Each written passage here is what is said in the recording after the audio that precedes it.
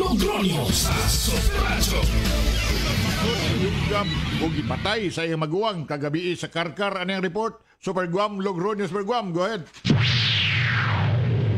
Yes, Super Edgar, no? Patay kinigaw sa ka 40 anyos ka manghod human siya gi luba sa iyahag 41 anyos ka maguwang.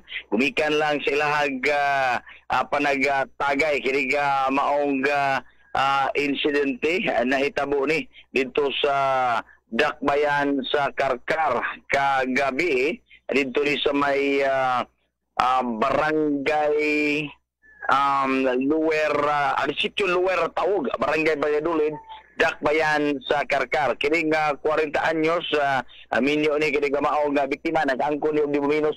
Ito ka mga sama dinong gaban, diya siya nga liog o siya nga lawas.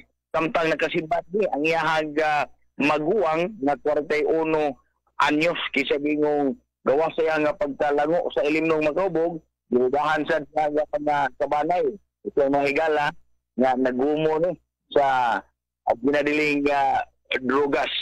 Ang mga kabanay nini, ang miabutya ko yung mga barkada, kinig managsuon uban silang mga higala, nagtagay ni kagahapon pa sa alas 3 sa hapon.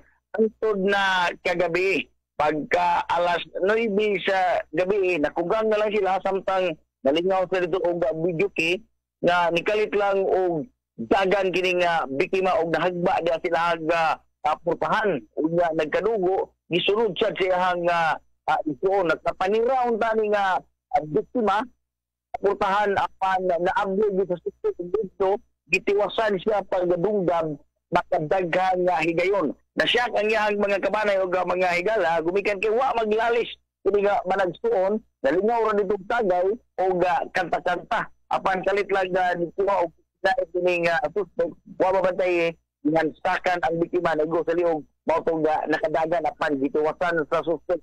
Dugang formasyon na ito nakuha sa Piringar, na kinigay nga suspect, na ito gamiyagi pag mga adlaw, gungong nagyaw-yaw nga siyarang usa, o nga gungong mahadlok. No? Kinigumit sa piduna dito nga nagpangita niya, o nga nagsunod-sunod.